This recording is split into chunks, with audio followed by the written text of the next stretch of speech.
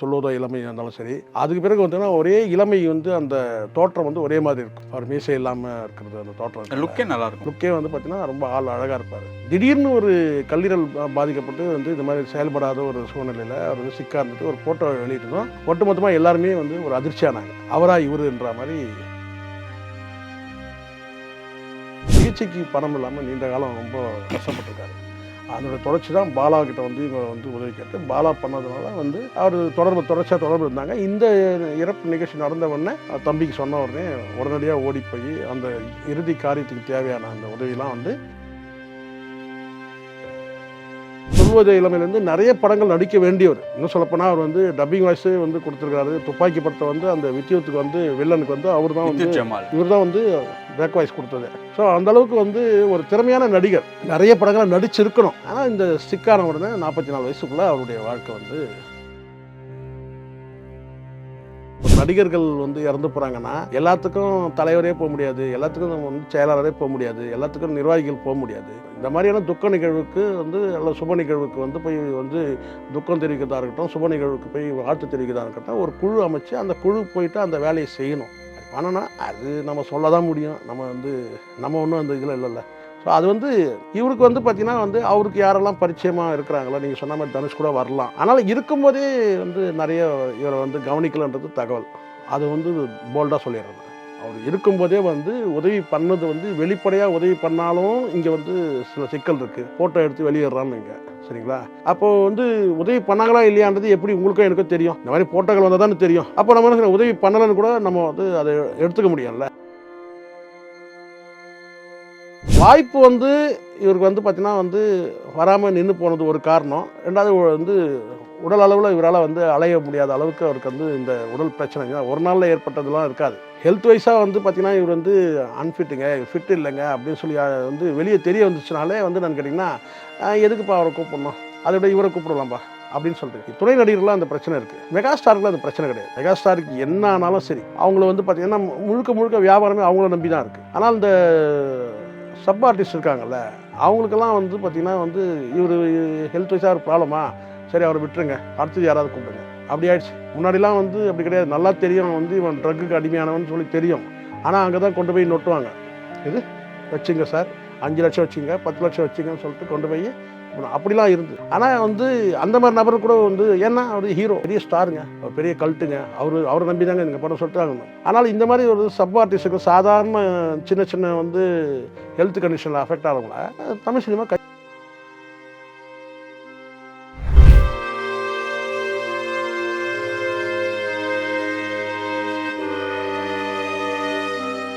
Real one நேயர்களுக்கு வணக்கம். இன்று நம்மளுடைய நேர்காணலுக்கு டிஜிட்டல் ஜேர்னலிஸ்டான திரு ஷேகுவார் அவர்கள் இணைஞ்சிருக்காங்க. சார் வணக்கம். வணக்கம் தமிழ். வணக்கம். திரைப்பட நடிகர் அபினவ் வந்து காலமாயிருக்காங்க. சில நாட்களாகவே வந்து கல்லீரல் பிரச்சனை வந்து அவருக்கு இருந்ததா செய்திகளில் பார்க்க முடிஞ்சுது. இன்னொரு விஷயம் என்னென்னா, இந்த கடைசி காலகட்டத்தை பொறுத்த வரைக்கும் கேபி பாலா வந்து நிதி உதவி ரிலேட்டபிளாக பல உதவிகள் வந்து அவருக்கு பண்ணியிருக்காரு. இந்த இறுதிச் சடங்கை பொறுத்த வரைக்கும் அவர் தான் வந்து அவருக்கு வந்து ஃபஸ்ட்டு ஒரு மாலை போட்டிருக்காரு அப்படிங்கிறதே நம்ம செய்திகள் மூலியமாக அறிய முடியுது.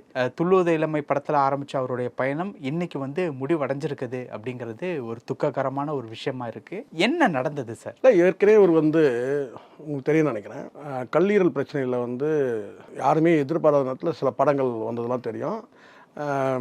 செயல்படாத கல்லீரல் வந்து பாதிக்கப்பட்டு உருவ அமைப்பே டோட்டலாக வந்து மாறி போயிருந்து ரொம்ப மெலிஞ்சிட்டு ரொம்ப வந்து ஆணர்கள் லிஸ்ட்டில் வந்து கொண்டு போனோம்னா அவர் கொண்டு போகலாம் சரிங்களா. ஆள் டோட்டலாக சொல்கிறேன். ஏன்னா அடிப்படையில் வந்து அவர் பேர் வந்து நீங்கள் அபினவ் சொன்னீங்க, அபிநய். ஸோ அப்படி இருக்கும்போது அவர் நடிச்சிருந்த தொண்ணூறு இளமை இருந்தாலும் சரி. அதுக்கு பிறகு வந்துன்னா ஒரே இளமை வந்து அந்த தோற்றம் வந்து ஒரே மாதிரி இருக்கும். அவர் மீசை இல்லாமல் இருக்கிறது அந்த தோற்றம் லுக்கே நல்லா இருக்கும். லுக்கே வந்து பார்த்தீங்கன்னா ரொம்ப அழகாக இருப்பார். திடீர்னு ஒரு கல்லீரல் பாதிக்கப்பட்டு வந்து இந்த மாதிரி செயல்படாத ஒரு சூழ்நிலையில் அவர் வந்து சிக்கா இருந்துட்டு ஒரு ஃபோட்டோ வெளியிட்டதும் ஒட்டுமொத்தமாக எல்லாருமே வந்து ஒரு அதிர்ச்சியானாங்க. அவரா இவருன்ற மாதிரி அப்படி வந்து இருந்தது. அது தொடர்ச்சியாக தான் நீங்கள் சொன்ன மாதிரி இருக்கன்னா வந்து ட்ரீட்மெண்ட்டுக்காக சிலர் உதவி செஞ்சாங்க. அதை குறிப்பிட்டு நீங்கள் சொல்லக்கூடிய வந்து பாலா வந்து நிறைய முறை வந்து அவர் போய் பார்த்துக்கிட்டாரு. இந்த இறப்பு நிகழ்ச்சி கூட பார்த்தீங்கன்னா அவருக்கு உடனடியாக அவருக்கு தெரிவிக்கப்பட்டிருக்கு. அவங்க குடும்பத்தில் தெரிவிச்சிருக்கிறாங்க. சிகிச்சைக்கு பணம் இல்லாமல் நீண்ட காலம் ரொம்ப கஷ்டப்பட்டிருக்காரு. அதனுடைய தொடர்ச்சி தான் பாலா கிட்ட வந்து இவங்க வந்து உதவி கேட்டு பாலா பண்ணதுனால வந்து அவர் தொடர்ச்சியாக தொடர்பு இருந்தாங்க. இந்த இறப்பு நிகழ்ச்சி நடந்த உடனே தம்பிக்கு சொன்ன உடனே உடனடியாக ஓடி போய் அந்த இறுதி காரியத்துக்கு தேவையான அந்த உதவியெல்லாம் வந்து விளம்பரமே இல்லாமல், ஏன்னா இவங்களுக்கு தெரியல ஏற்கனவே வந்து இந்த காட்சி பதிவு பணம் கொடுத்ததெல்லாம் ஃபோட்டோ வந்தது அது வரும் சார். அது அது அது அவங்க எடுக்கிறது இல்லை சார். அந்த காட்சியை வந்து பார்த்திங்கன்னா அங்கே கூட இருக்கிற நபர்கள் வந்து எடுக்கிறது. அவனா எடுன்னு சொல்கிறான். அவர் கொண்டு போய் கொடுக்கும்போது அங்கே இருக்கிற நபர்கள் வந்து ஒரு நடிகர் வந்தாலே கேமரா வந்துடும் சார். அங்கே இருக்கிற நபர்கள் இவர் எதுவுமே கொடுக்கும்போது இது பண்ணுறாரு. இதை வந்து சில பேர் சொல்லியிருந்தாங்க, கொஞ்ச நாள் முன்னாடி சொல்லியிருந்தாங்க தெரியல. இந்த சில பேர் வந்து வேலை எடுத்தவெல்லாம் சும்மா சுற்றுறவங்க சர்வதேச பத்திரிகை சொல்லிட்டு வந்து சர்வதேச தீவிரவாதின்ட்டானுங்க, கைகூலின்ட்டானுங்க எல்லாம் சொன்னானுங்க. இப்போ போயிட்டு வந்து பார்த்தீங்கன்னா வந்து ஈரக்கையை உதற சொல்லுங்க பார்க்கலாம். இவங்களை போயிட்டு எவனாவது போவானா சொல்லுங்கள். இப்போ இந்த இறப்புக்கு வந்து பாலா நிதி உதவி கொடுத்தல என்ன உள்நோக்கம் இருக்க போகுது சொல்லு பார்க்கலாம். ஸோ இதன் மூலமாக வந்து அவர் வந்து பெரிய வந்து கலகத்தை ஏற்படுத்தி நாட்டையே துண்டாட போகிறாரு சொல்லிங்களேன். ஒரு அப்பாவி ஒரு வந்து கையறுபட்ட நிலையில் ஒரு சிக்கல இருந்து உயிருக்கு போராடுற மனுஷனுக்கு உதவி பண்ணுறாரு. இது மாதிரி எண்ணற்ற பேருக்கு உதவி வந்து செஞ்சுருக்கான். அந்த உதவியை கலங்கப்படுத்தி பேசுனதெல்லாம் நம்ம பார்த்தோம். இப்போ சப்ஜெக்ட் வந்து அது இல்லை. பட் அவர் தம்பி போய் அந்த வந்து பாலா போயிட்டு அதை ஹெல்ப் பண்ணியிருக்கிறாரு. அது வந்து ஒரு காட்சியாக வந்து வந்திருக்கு. ஆனால் தொல்வதை இளமையிலேருந்து நிறைய படங்கள் நடிக்க வேண்டியவர். இன்னும் சொல்லப்போனால் அவர் வந்து டப்பிங் வாய்ஸே வந்து கொடுத்துருக்காரு. துப்பாக்கி படத்தை வந்து அந்த வித்யுத்துக்கு வந்து வில்லனுக்கு வந்து அவர் தான் வந்து ஆமாம் அவருக்கு தான் வந்து இவர் தான் வந்து பேக் வாய்ஸ் கொடுத்தது. ஸோ அந்தளவுக்கு வந்து ஒரு திறமையான நடிகர். நிறைய படங்களை நடிச்சிருக்கணும். ஆனால் இந்த சிக்கான உடனே 44 வயசுக்குள்ளே அவருடைய வாழ்க்கை வந்து முடிவுக்கு வந்துடுச்சு. ஆனால் நீண்ட காலம் வந்து நம்ம எதிர்பார்த்தது என்னென்னா, சிக்காயிட்டாலும் கூட பார்த்தீங்கன்னா சமீபத்தில் கூட ஒரு 2 மாதத்துக்கு முன்னாடி கூட ஒரு பொது நிகழ்ச்சியில் வந்து அவரை கூப்பிட்டு வந்துட்டாங்க. அது பாலாவோட ஃபங்க்ஷன் தான். அது பாலா ஏதோ ஒரு சரியான நினைவில்லை. அதில் வந்து இவர் வந்திருந்தார்.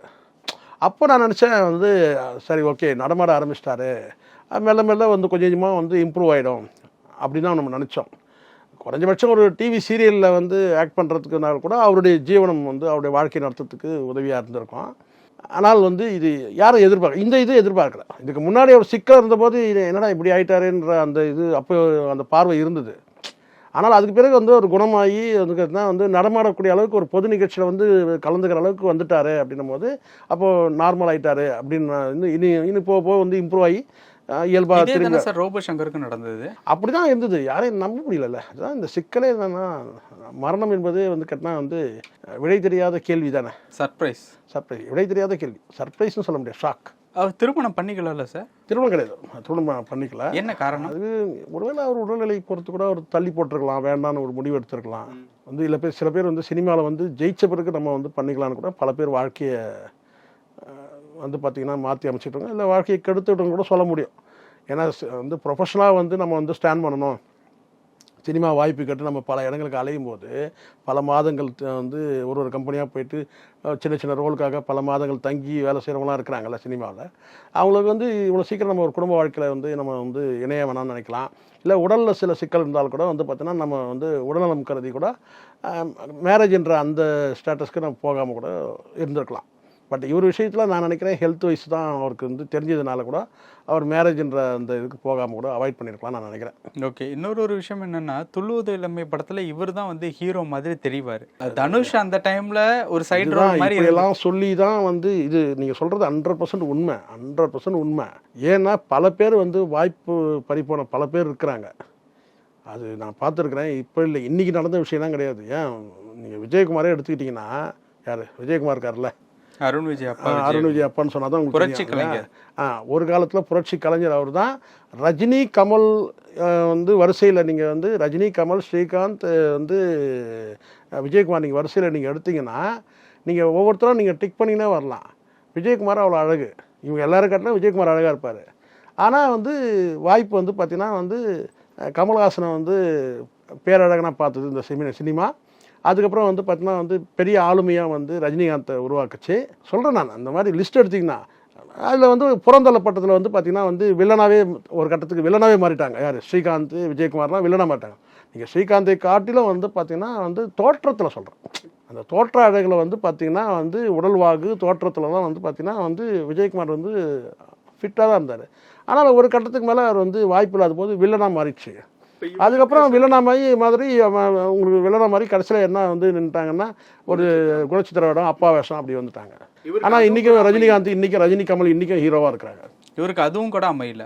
இல்லை, இந்த மாதிரியான வந்து ஒரு பார்வை இருக்குல்ல, அந்த பார்வையில் பேச பேச கூட அவங்களுக்கு வாய்ப்பு இல்லாமல் போயிடும். இல்லை சக கலைஞருக்கு வந்து அந்த வாய்ப்பு வந்து ஏற்படுத்தி கொடுக்க மாட்டாங்க. என்னென்னு கேட்டால் இப்போ இந்த படத்தில் சொல்கிறாங்கன்னு வச்சுக்க எப்படி இருக்க படம். இப்போ ஒன்றுமே இல்லை, எல்லாருக்கும் அந்த பொறாமை வரும். இப்போ ஒரு ஹீரோவும் கூட சேர்ந்து நடிக்கணும்னா இவரை விட அவர் நல்லா இருக்கிறாரு அப்படின்னு சொன்னாலே வந்து அது வந்து பார்த்தீங்கன்னா ஹீரோக்களால் ஜீர்ணிக்க முடியாது. ஒரு படத்தில்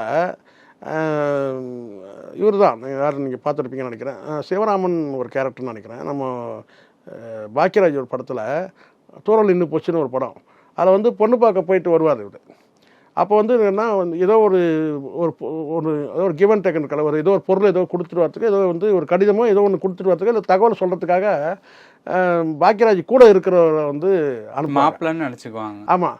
அப்போ பாக்கியராஜ் வந்து என்ன சார் கேட்டால், இல்லை நீ வேண்டாம் நானே போய்க்கிறேன் அப்படின்னு சொல்லும் போது அப்போ அவர் வந்து என்ன செய்வார்னு கேட்டால் அந்த சைக்கிளோட அந்த கிரீஸ் இருக்குல்ல அதை எடுத்து முகத்தில் தடவிப்பார்.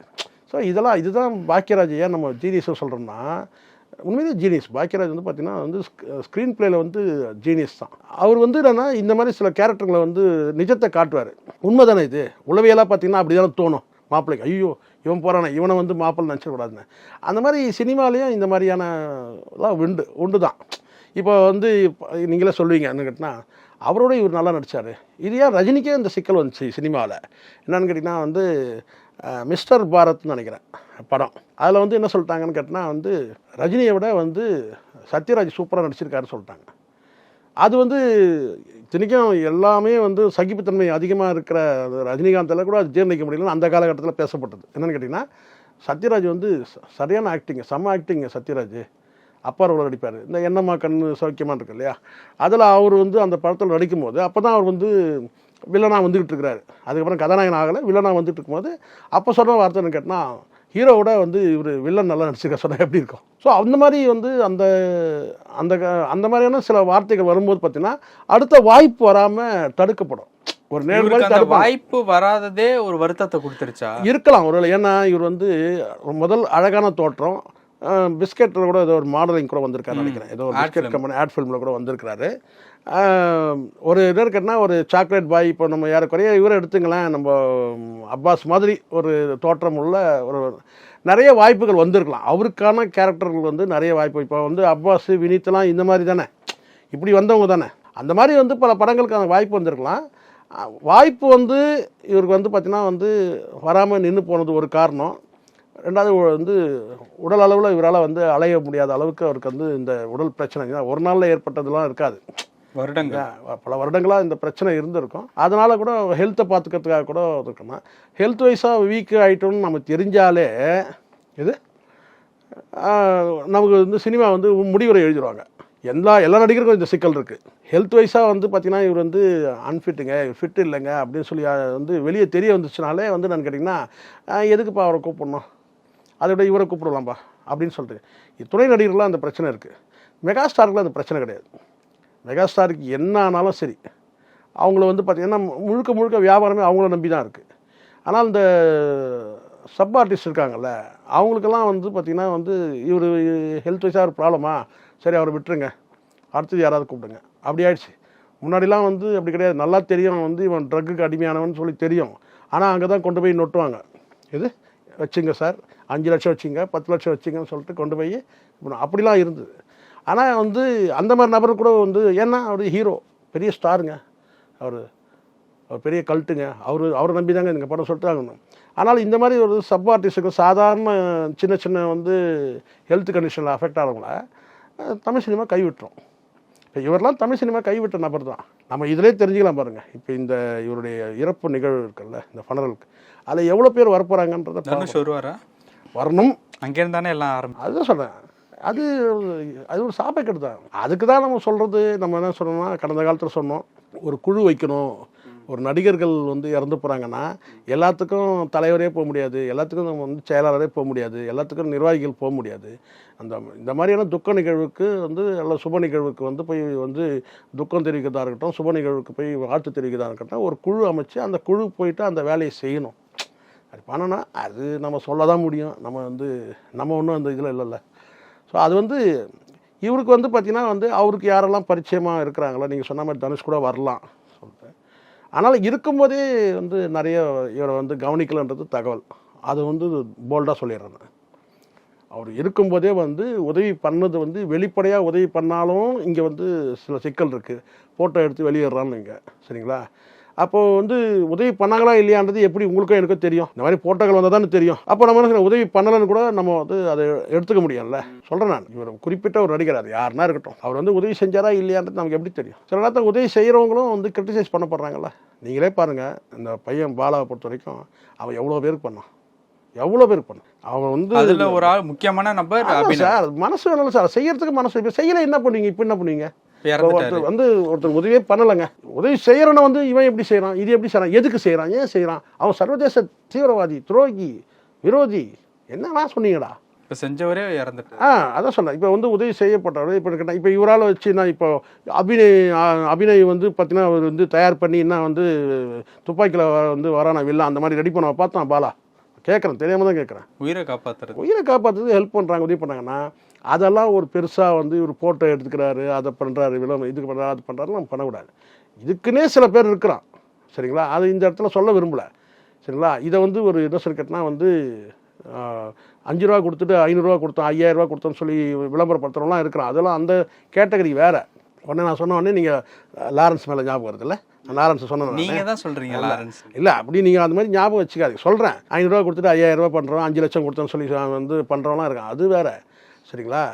ஆனால் இந்த பாலாவை பொறுத்த வரைக்கும் நிறைய அவன் பண்ணி நமக்கு தெரியும் சார். நம்ம இந்த மீடியாவில் பத்திரிகையில் இருக்கிறதுனால ஒருத்தனை கவுக்கணுன்றதுக்காக வந்து அவன் தேச விரோதி, துரோகி, அவன் இதை பண்ணுவான், அவன் வந்து யார் தெரியுமா, அவன் வந்து நேபாளில் வந்து புரட்சி பண்ணான்ல, அந்த மாதிரி கலகம் பண்ணான்ல, அந்த மாதிரி நபர் இவன். அப்புறம் அந்த மாதிரி ஒரு ஃப்ரேம் பண்ணாங்களே கடந்த காலத்தை. நான் சொல்கிறேன், நான் அப்படி வந்து கிடையாது. அவன் வந்து இது வந்து இன்னும் கூட அவன் வந்து பல பேர் வந்து இந்த மாதிரி வந்து நோய்வாய்ப்பட்டவங்களுக்கு பல பேருக்கு பண்ணிருக்கான். ஏற்கனவே பிந்து கோஷ்கெல்லாம் கொடுத்துருக்கோம் தெரியும். ஓகே. அதனால் என்னென்னா இந்த உதவி பண்ணியும் வந்து காப்பாற்ற முடியலன்னும் போது அந்த வருத்தம் இருக்கும். பல விஷயங்கள் பேசணும். நேரத்துக்கு ரொம்ப நன்றி சார். நன்றி சார்.